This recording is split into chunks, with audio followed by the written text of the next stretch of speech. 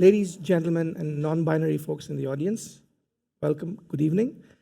Welcome to this panel discussion jointly hosted by ASEA and Empower EU. My name is Tanveer Ahmed. I'm a policy manager at ASEA and I'm an executive member of Empower EU. And I will be your host and your moderator for this evening. Before I jump straight into the discussion, let me tell you what I did over this weekend. So earlier this weekend, I had the chance to go to Strasbourg. We wanted to see the capital of Christmas, as they call themselves, the oldest Christmas market in Europe, dating back to the year 1570. On the drive to Strasbourg, it was being a completely cold day, of course, we noticed on the highway several farms were completely frozen. My girlfriend was thrilled to see some of them, and she immediately remarked, and she said, "Look, it's so white." And my response to that was, "That's exactly what I said the day I moved to Europe." She laughed, and she said, "But what did you expect? If we go to India, and if I say, look, there are so many Indians, it's quite normal." And I said, "Yeah, you're right, but I'm not the one making LinkedIn posts that says united in diversity." And we both laughed at an irony. This LinkedIn post is no inside joke. It's this. It's quite diverse, as you can see, I hope. But in all honesty, it's ironic that our commission continues to use political rhetoric such as united in diversity, in spite of having a nearly homogeneous set of people who govern us. I think if this particular tagline was accompanied by this image, it would be way more appropriate. This is clearly a unity in diversity, as we can see. But nonetheless, what we have to deal with is this. But having said that, things have changed at least a little bit. We have amongst us the first ever commissioner of an ethnic minority origin in several years since the college has ever come into existence. We have with us the Commissioner for Equality, Preparedness, and Crisis Management, Hadja Lapip from Belgium. And as you can see, she represents 3% of the college. 3% seems reasonable, right? Let's look at some more numbers. So if Europe were a restaurant on Google that needed reviews, it went over above and gave itself a full 12 stars. It's a classic overkill. But if you were to rate Europe based on the population of racial minorities that it currently has, and it's also mathematically accurate, it's a 1-star rating. Because Europe currently has 10% of an ethnic minority, but we are represented by about 3% of people in the college. How about in the parliament? If you look, currently there are about 720 MEPs. Each dot represents 10 MEPs in this year's parliamentary mission, and out of which we have 20 MEPs that are considered to be an ethnic minority.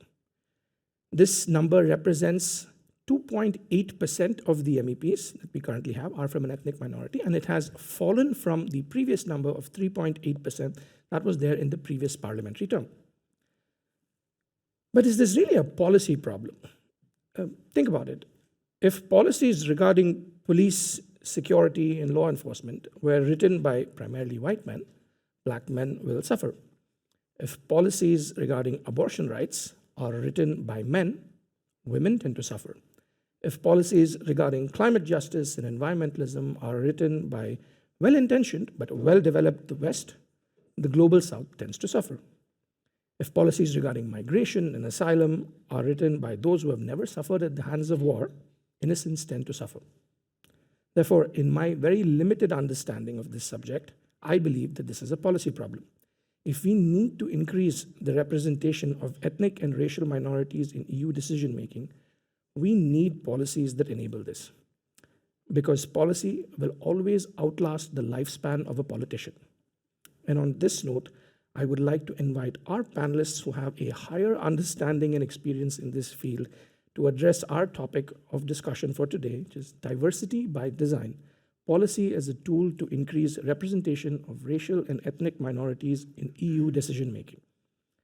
First, what I'd like to invite to the stage, we have Dr. Ngomsik, who is the CEO of Trianon Scientific Communication.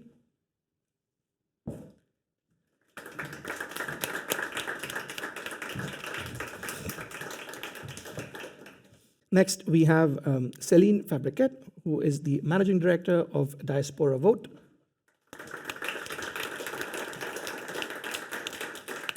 And finally, we have today Tamara Makoni, the CEO of Kazuri Consulting and an expert on D&I in Europe.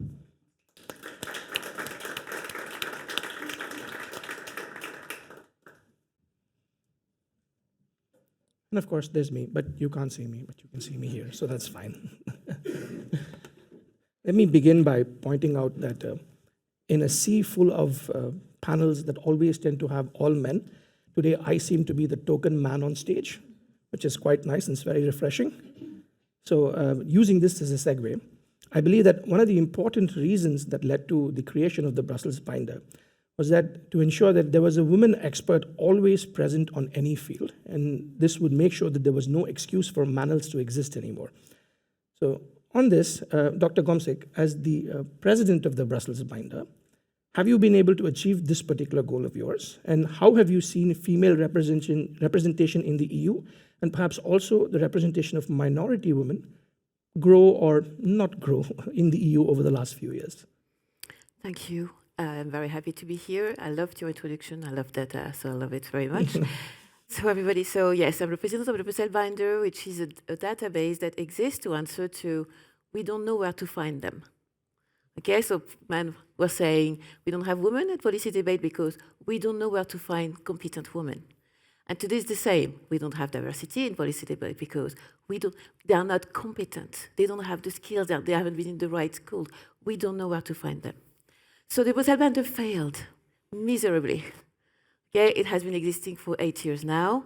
We still have manuals all over the place, and it went back forcefully after the European election. The thing is, though, is that for 3 years before, people will call us and to show that they want to make an effort. So they will use our toolkits. They will ask us, how can I make my event more diverse? So we had an increase of policy debate or event organizer in the bubble that tried to make it right, that signed a manifesto saying that they will make it right. Okay, but if I have to look at the data today, we failed. We failed. That is the point. But it's not only failing about women, it's really failing about all the women, the diversity of women. Okay, and this is why we put intersectionality at the core of all the discussion. Because again, if you talk about the one that nobody sees, you fix the problem for everybody. Okay, and so for me, it has to be at the core of everything, every strategy, every policy, whatever. Okay, and so that's why we brought that topic on the scene for the last 3 years.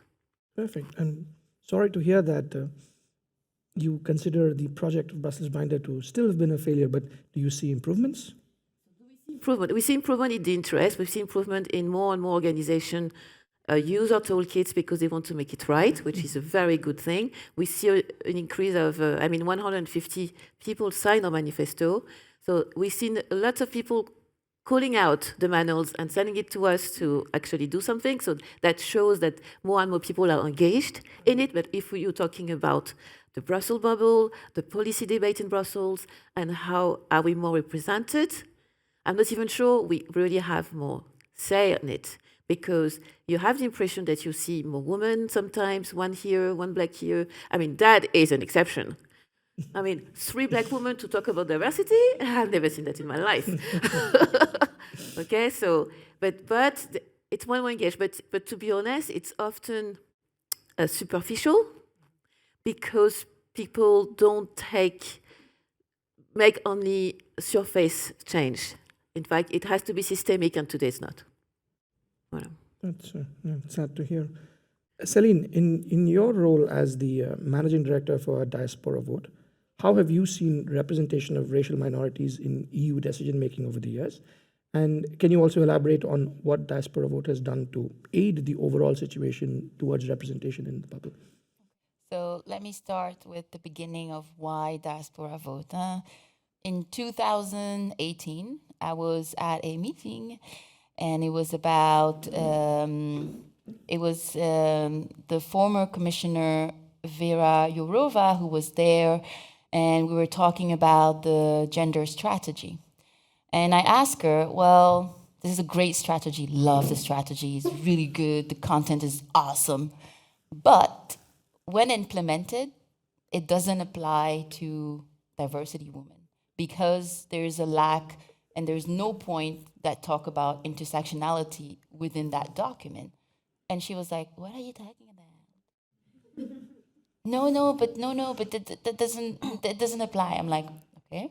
And so coming from that meeting and having been within the institution, working a lot as a youth representative, I felt again, they're not getting it. They are not getting it. I don't understand. They felt like attacked when I was talking about it. They felt like I was attacking them, telling them, you're racist. That's not what I'm telling you.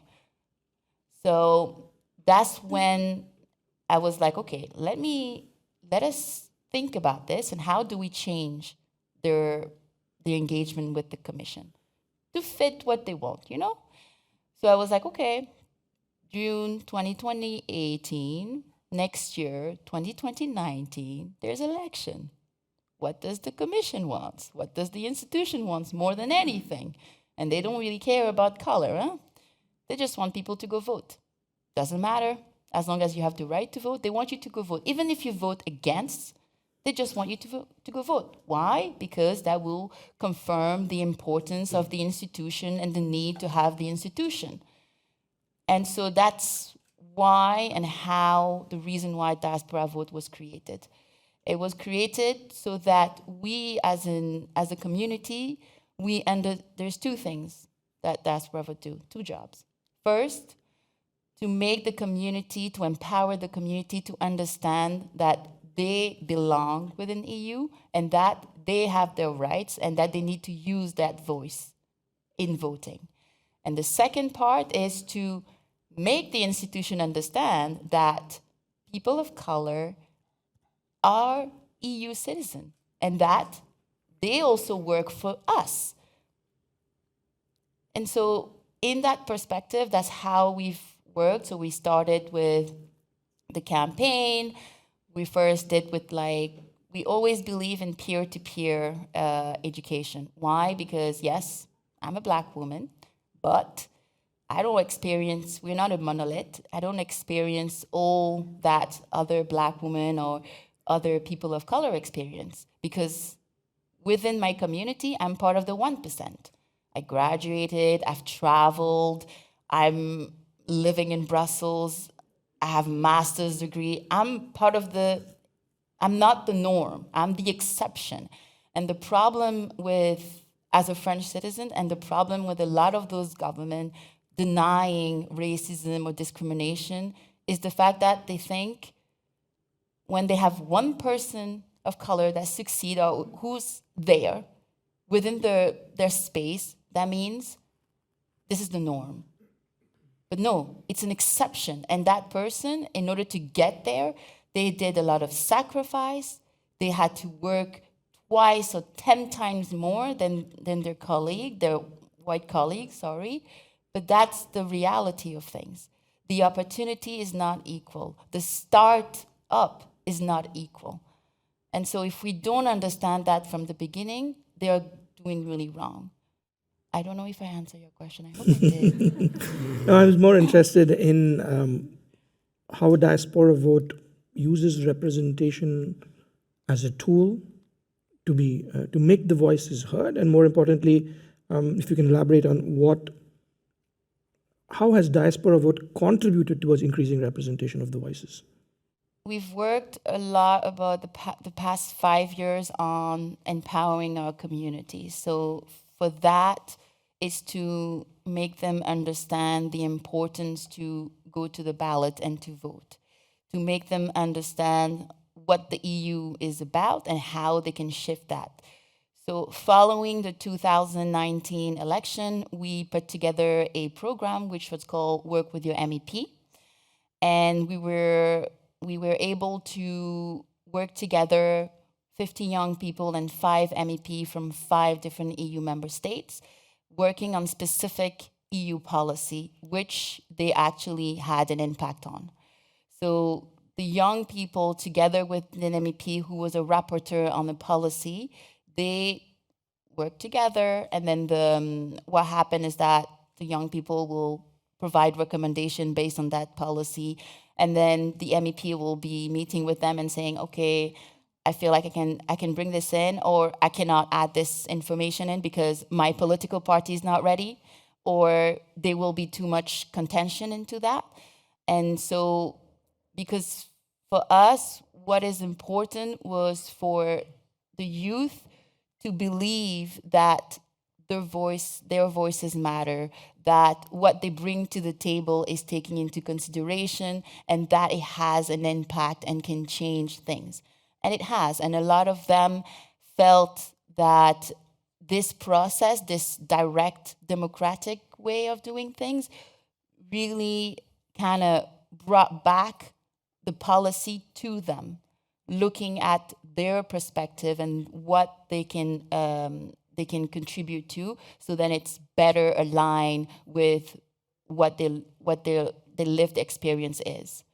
So those are the things that we do.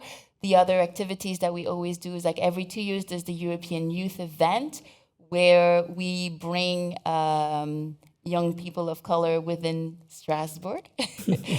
And it's always amazing to see and to feel. So you have, last time we brought 60 young people of color and 4 young people of disability with us. And the power, the vibration of being able together entering this space, which is said to be not our space, was amazing. It was amazing for me to see how this has impacted them. And also the things that we do is we usually organize workshop within the concept, within the European Youth Event. And we usually organize a workshop related to anti-racism, discrimination, how to become an ally, or the importance or not importance, should we implement more positive discrimination, and so on. So this is the elements that we do. We are also part of the anti-racism network at the European Commission, where we kind of work with the Commission group that works on the implementation of the EU Anti-Racism Action Plan. And we also work closely with at the European Parliament. I don't know if it's gonna be renewed, but I hope so.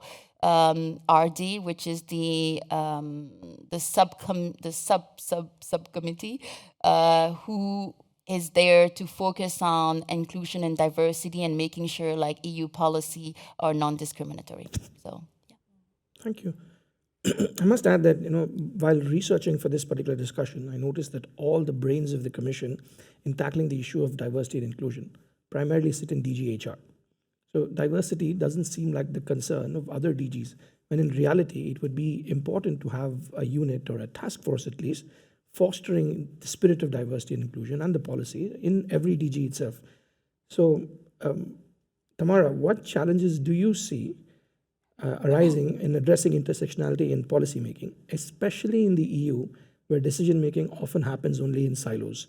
And since the word has been thrown around already a couple of times, and for those who may not be aware, could I please ask you to give a short intro on what Kimberly Crenshaw's theory of intersectionality is before answering the question?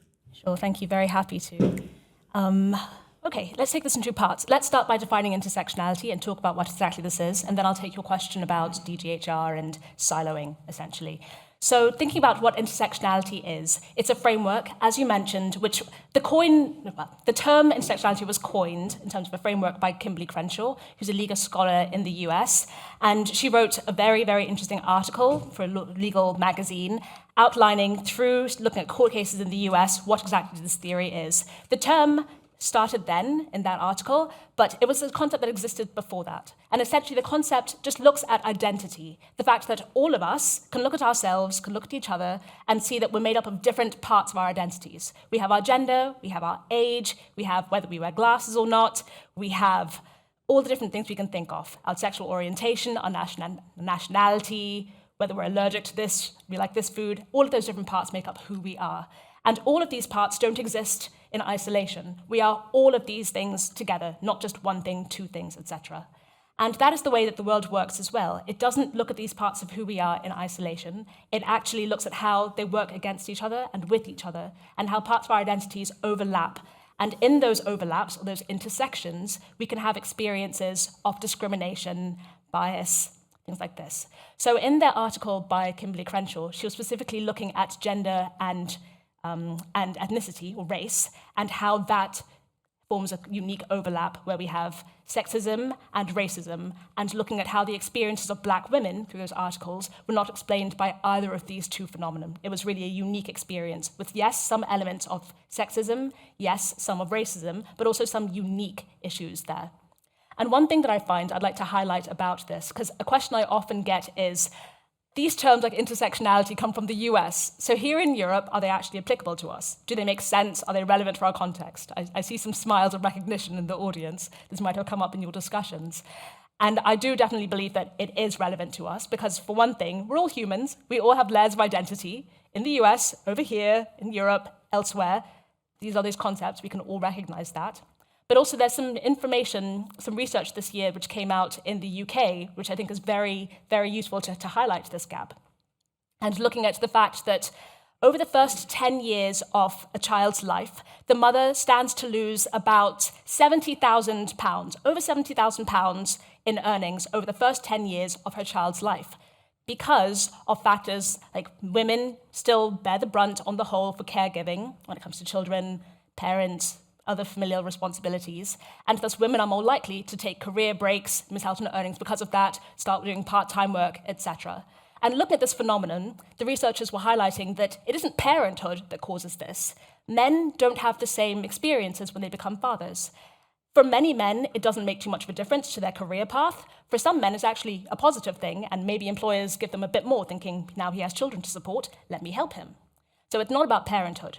It's not about being a female either, because looking at women who don't have children, they were carrying on in their career progression. Yes, there's still the pay gap, but they weren't seeing this huge loss in earnings. So it was really looking at women who are mothers, or parenthood and being female, and look at that intersection and seeing the discrimination and the experiences that come through that. DGHR silos. Yes, thank you. On to that. So I think this is something that we very often see. I'm working with clients at the moment who do have DEI really within HR. It is HR's baby. Other people view it as such, and there's a sense of, okay, we'll help HR out a little bit. It's really your concern, but let's be kind and maybe give you a bit of airtime or a bit of support. And one of the things that I really work with is to get that moved out throughout the organization, because all of us have a responsibility here, and all of us need to be concerned with it and work on it. And it's not going to create the change we want to see if there's the sense that it only belongs to some of us, not all of us. That's the reality.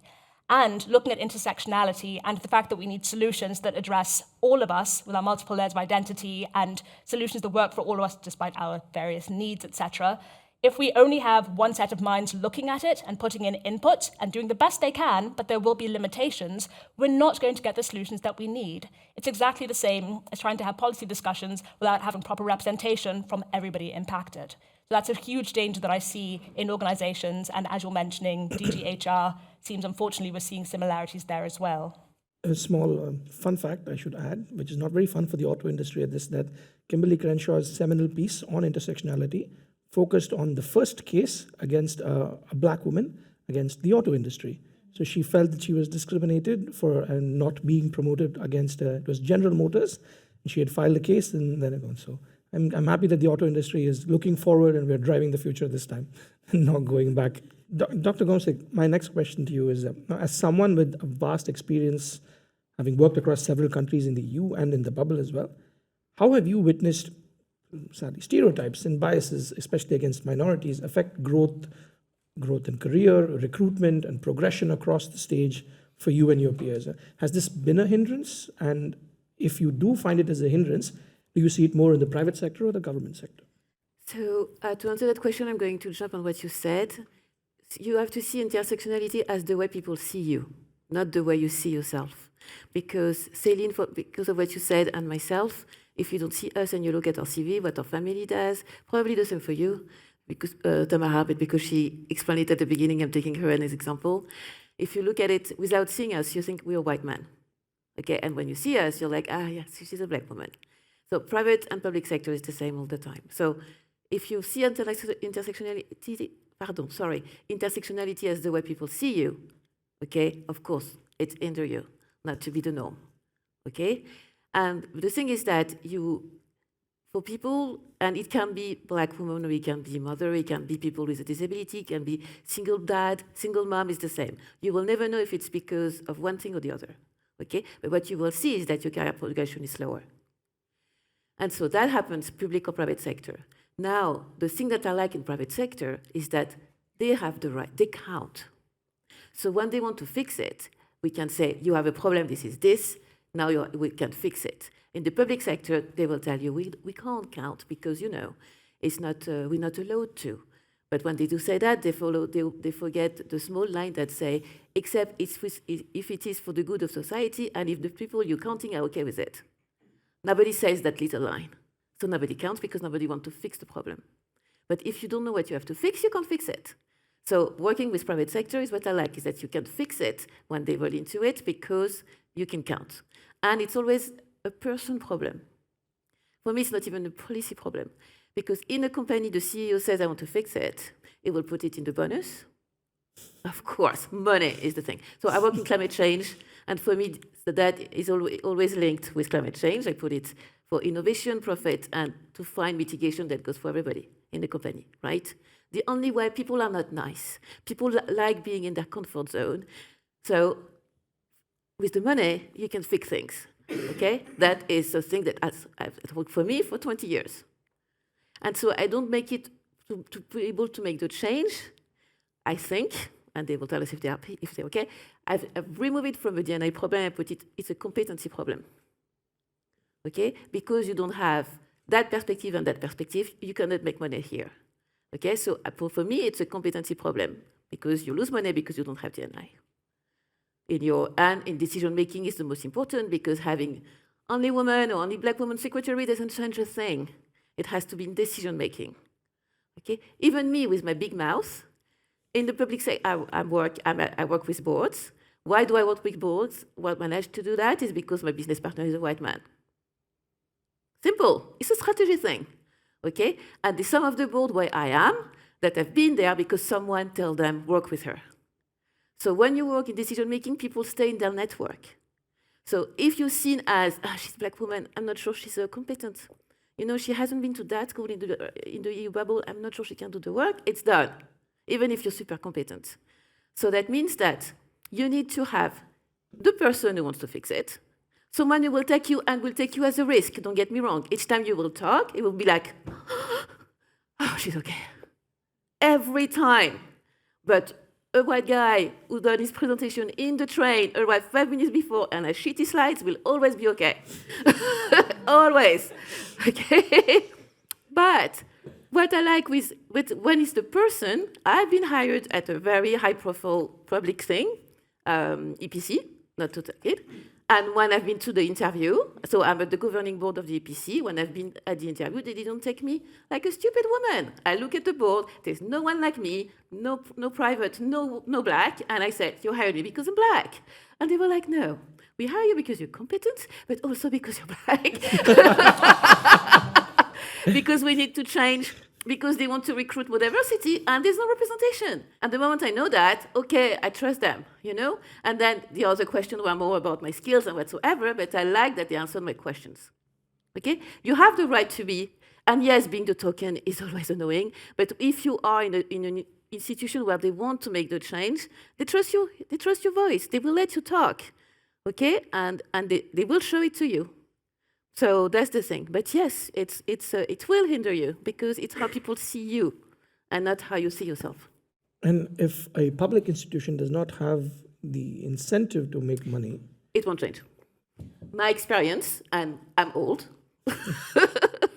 showed me that it won't change because even if you have someone politician that is good now, the moment he goes, it's going back the way it was before. focus on policy and not politicians, right? Okay, so policy. The thing is that today, there was a big noise about Brussels so white, right? There was lots of people, you, myself, lots of people working on having policy more inclusive, okay? We had voices asking for even, let's say climate change, I'm working on that. You have people who are working on, we have to remove plastic, a lot of things, because it's bad for the planet, right? But even there, they forgot the people with a disability. So people with a disability need to have plastic because either they cannot carry a high plate or even the straw, they need to ban it. The people who said no plastic from one day to the other didn't think of them. If they would have had someone with a disability making the policy with them, we would have plant plastic or recycled plastic today will be less expensive than the oil plastic. Yes, so it will be okay for everyone. But because in the person who did the policy, that perspective was not there, we're still screwed. We are still screwed. But here's hoping that it doesn't continue and Yes. the voice of minorities continue to be heard across all I do hope all so. sessions. I hope I so do as hope well. so. I hope you are I'm proven working on wrong. it. I hope you are proven wrong, honestly. And on the tone of getting people's voice heard, Celine, what structural barriers, according to you, hinder the voices of minorities from being heard in Europe? And how do you think better policy making at the EU could help an organization like DiasporaVote? Well, you've seen what's been happening over the past couple of months. You've seen the outcome of the election. And fortunately, we need white people to be able to do this. We can't do it without you. We can't do it without you opening the door. We can't do it without you making sure that we are always in the room. But being in the room is not enough.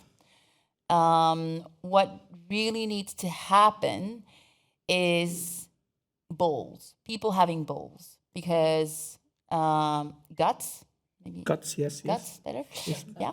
Politically correct. People having a lot of guts, because right now the political mantra, whatever going on, is crazy. So the current political group who we thought were on our side are not on our side anymore, because they think that if they go to the right, they'll get more people. And they forget that they are losing and they are putting into danger our actually democracy and our rights. So it takes guts, but I think what we've been able to achieve, and that was rightly said so, is within those institutions, there are people, there are allies in there, but they need support and they need guidance, because they don't, as I always say, they don't think, not because they don't care, we are not in their thoughts. When they make policy, they don't think about us. They will just think about the normal, regular white person, white woman. They don't think. So they won't think about reaching out for consultation. They will think about listening to us. They won't think. Not because they don't care. We are not in their mind. And I think what we've been trying to do is to be in their mind.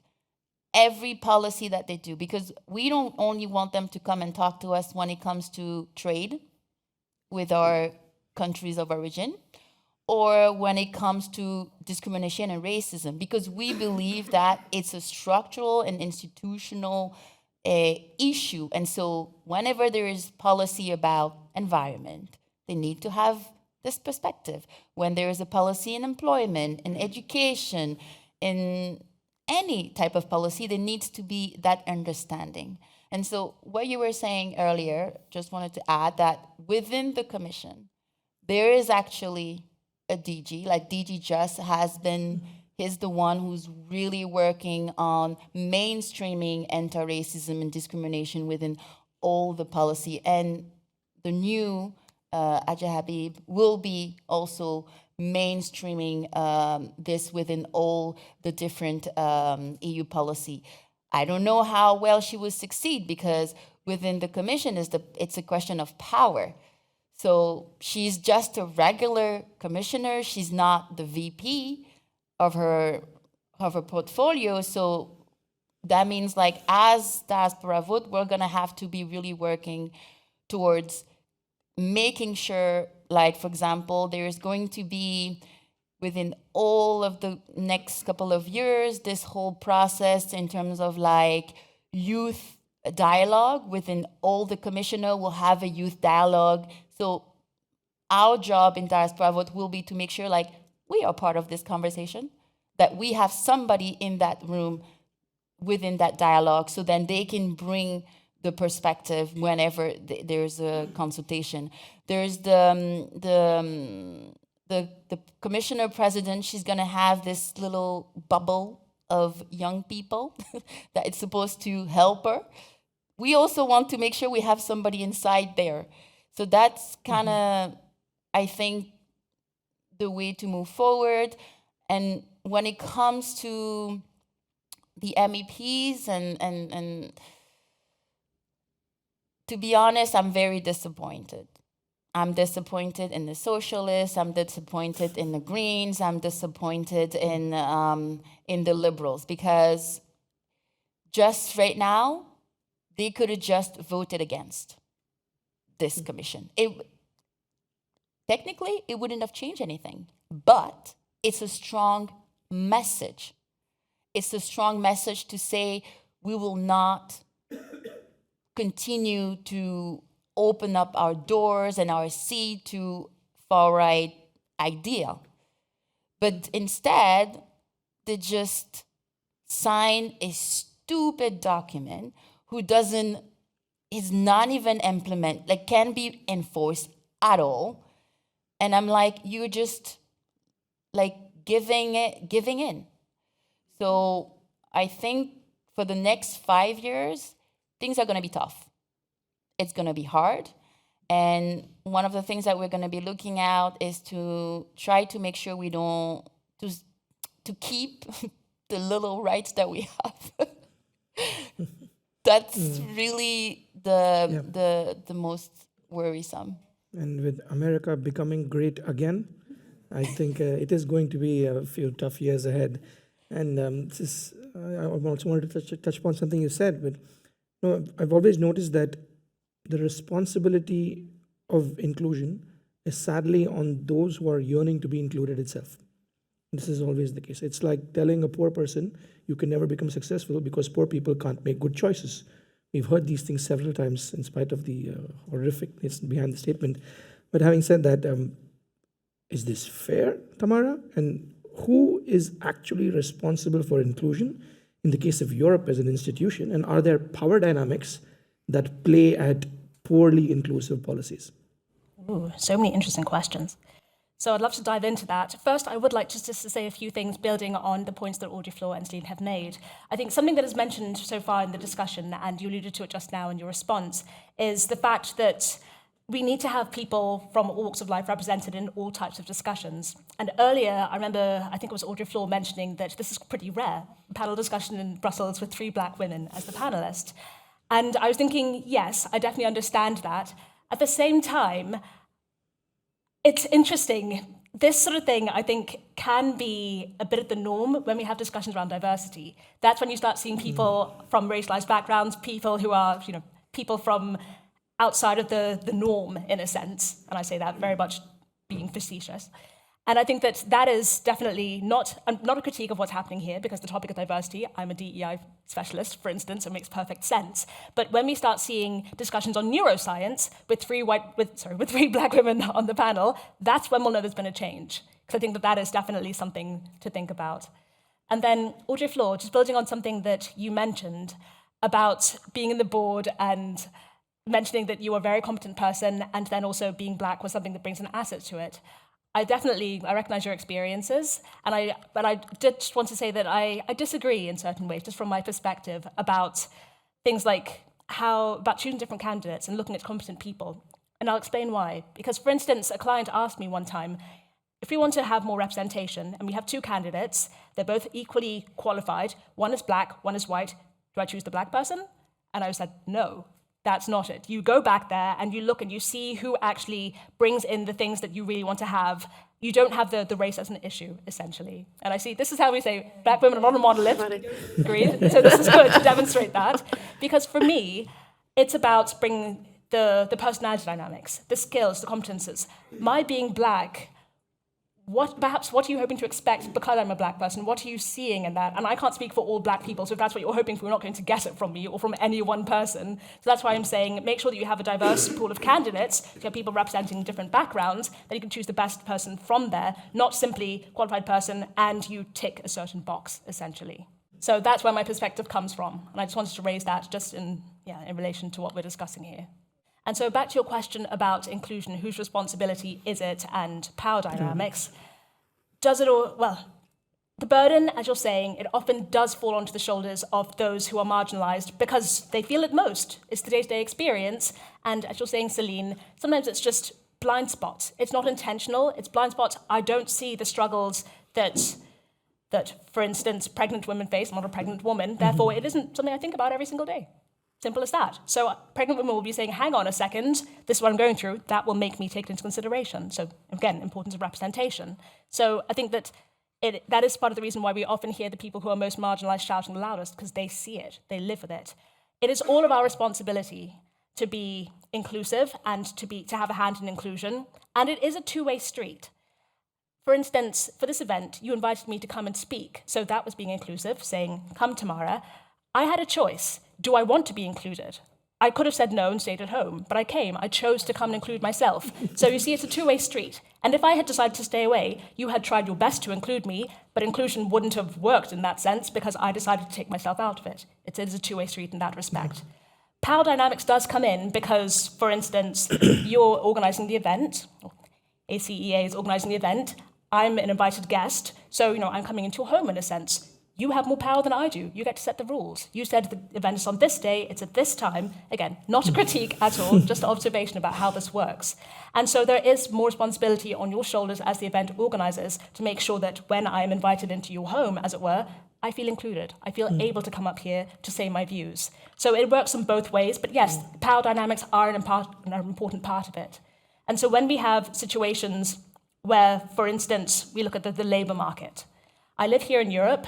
If I want to earn money and not starve, then I need to have a job or a way of supporting myself. I can't choose to just opt out of the labour market. And we see there are discrimination in the labour market. Therefore, it is the responsibility of the institutions, for instance, of employers, to make sure if they want everybody to be participative in order to have well-being, a good life, etc., they have to do something to overcome these discriminations. And so I will opt in by putting through my CV, going into work, doing my job, but I need it to come from their side as well, and they have more power in this situation, so more responsibility. I think I probably don't need to quote Spider-Man. We probably all see where I'm going, but that's how it works. We all have responsibility, but there are differing levels. Fair enough. Dr. Ngomsik, could I invite you to react to what Tamara said since you were shaking your head? According to my experience, the higher you go, the less pool of candidates you have. Okay, when you're very high, when you're at board level, executive level, it's not a pool of candidates. You're supposed to be competent. And so they go and they hire their girlfriend. Okay? The thing that we can be up is because someone, a white man, a white woman, someone who is already up there, knows you and gave you a name. Okay? When you go down, you have more and more pool of candidates. And for me, what I do in companies is that one person cannot hire. That is a bad HR process. It should be 3, 5 people hiring. And if you all agree on the same candidate, you have a problem. If everybody agree on the same, that means that that is the same than you. You have to discuss to figure out that if that candidate is the right person or not. If you have 2 candidates and everybody agree on the same, that means it's the same than you. Same school, blah, blah, you feel comfortable with the person because it looks like you. Okay? So for me, that is the first point. And another thing is, people don't have this thing to go to someone. People hire people they can have a beer with, basically, because people don't like to argue. So me, I People, you need to know to argue. It's because you argue that you will have to find arguments to convince your colleague that your solution is the best, and you will find an innovative solution. If you all agree on the same, this is useless. So the first thing is that people need to know to argue again. And you're just afraid to argue, but arguing is normal. It's the only way of finding solution. So at the top, I'm sorry, Tamara, but at the top, someone has to give you a name. So it is the basis you're competent. Someone has to give you a name, and when you go down, it's more about, me, I'm for quota, to be honest, because I don't like quota, but I like what they do. Simple. And so if a company has a policy saying we need, there's 15%, 13 to 15, you were saying 10, but it's 13 to 15% that are not white in Europe. If your company in Brussels, it's more or less the same, so you should have 13 to 15% that are not white at every level of your company. And often it fixes a lot of problems, to be honest. It fixes a lot of problems that you don't have idea of, and when everybody talks about culture, that fixes it straight away. So for me, that is super important.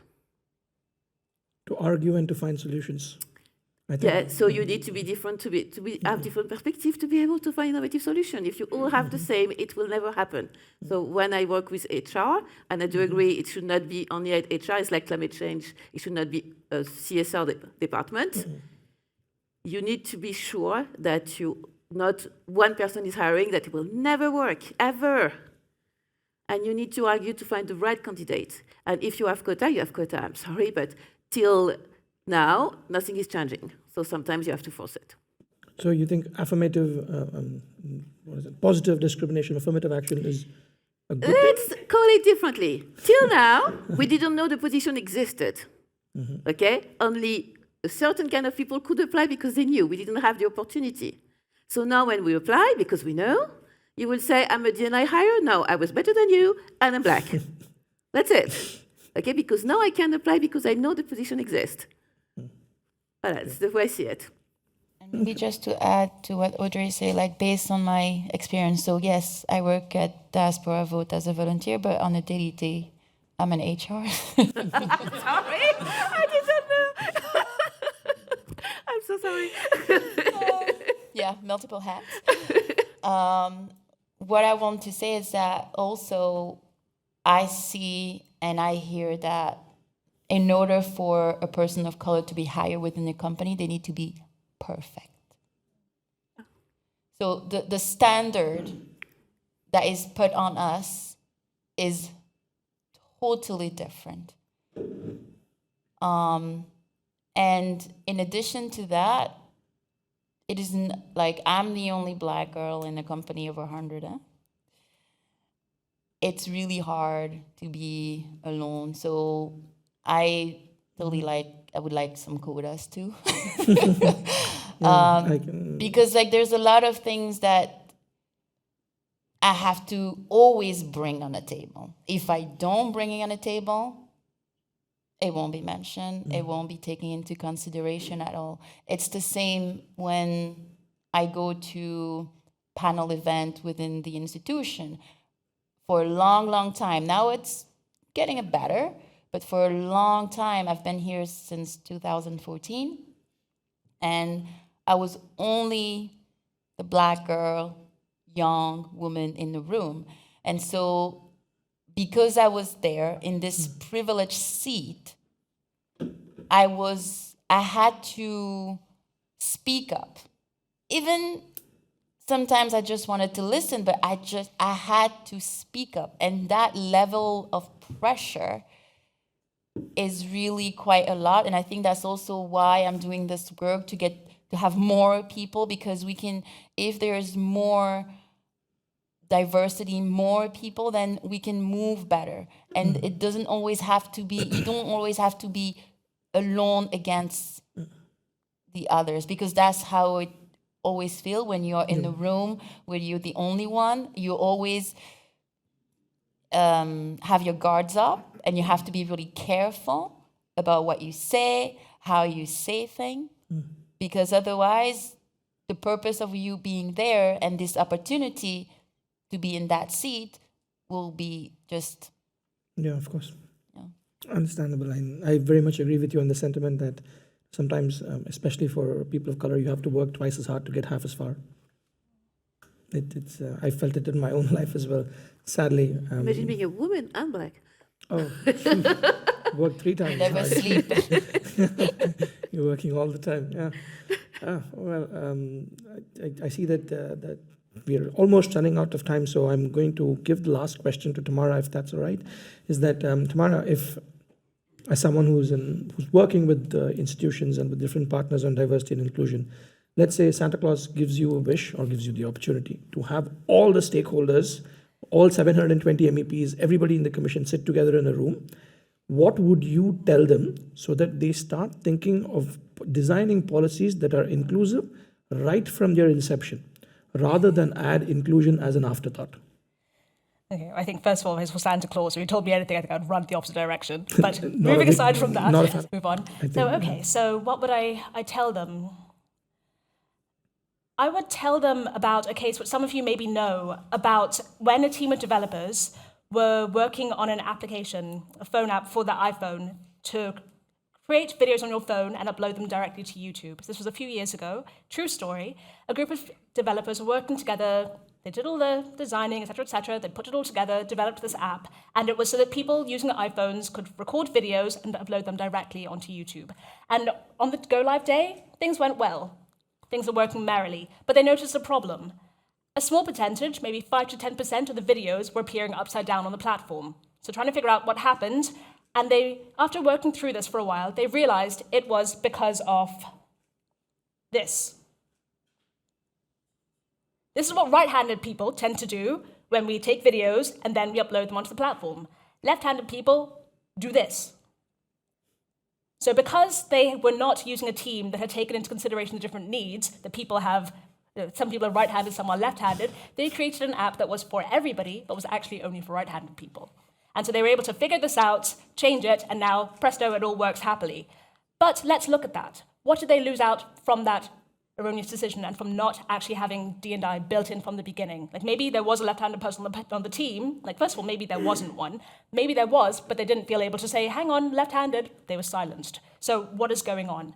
First of all, there's the cost of it, just in terms of the money, the time. They spent all this time doing the design. Now they're going to have to spend extra money fixing this thing and extra time, all of that stuff coming in. Arguably more important is the cost in terms of trust. Will left-handed people ever trust them again? Because you clearly don't think I'm important, and you didn't think to include me in the data set. So, okay, maybe this is the one app out there, I'll use it. But if another app comes along, maybe I'll go over there because maybe they actually care about me. So you see, there are huge things there. There's money, time, yes, but there's also the trust factor. And we want to have people there believing. The MEPs, I believe, want to have everybody in Europe saying, I trust you, you represent me. We can't keep showing people that we don't value them, essentially, because people won't hang around. They're not stupid. Left-handed people are not stupid. They're not going to think, oh, whatever. They realize this is what happened. So be very careful and make sure that you build in DEI from the beginning, because it costs time, money, and most importantly, you will lose people. And just to mention, the importance, of course, is without the trust, that is the bedrock of DEI, working together as society, believing that we can move forwards together. So once that is gone, what do we have? And it is very, very easy to build it. Sorry, it's very easy to destroy it. Yeah. Takes a long time to build it, but takes no time at all, really, to lose that trust. And once it is gone, where are we? Indeed. Yeah. I guess my trust and belief that Santa Claus exists is also gone today, thanks to what you just said. But more importantly, I hope we don't lose trust in our institutions. I hope that our institutions continue to listen to people like us in the room who are allies, are supporting the entire cause, but more importantly, also listen to experts such as those on our panel. And I thank you once again for joining us and for taking part in this discussion. And before I leave the floor to everyone, a couple of house rules is that code check will close at around 9. So you have an hour to walk around and do your things and get a drink, get some food. Thank you everyone for participating. And as speaking about minorities, I think I will be failing in my part if I do not acknowledge a certain minority over here, which is within the institution of ASEA, we have several people, but there are 4 people who I would like to call out in spite of them not having nice faces. There's Inez, there's Bart, there's Claudio over there, and there's Kemi somewhere. She's downstairs. So these are the 4 people who made this event happen, made this entire space happen. So request you to give them a round of applause.